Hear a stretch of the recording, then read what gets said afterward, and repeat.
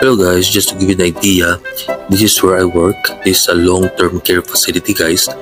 So ngayon guys, pinapakita ko rin sa inyo ang lugar kung saan po nakatira ang ating mga matatanda. Kaya lang guys, mabilis ang ikot lang and I need to keep their privacy guys.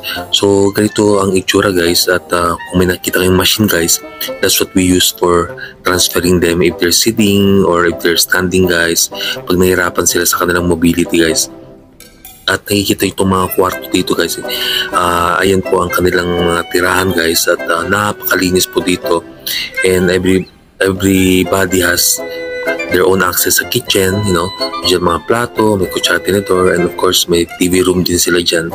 At pag nasa facility po kayo, we make sure that the place is always spick and span, nang sa ganun po ang matatanda lagi po silang nasa malinis na environment, at sa mga staff na rin, para pagpasok dito ng mga pamilya or sino man nagtatrabaho dito, parang homey lang guys. It's just like a home away from home guys.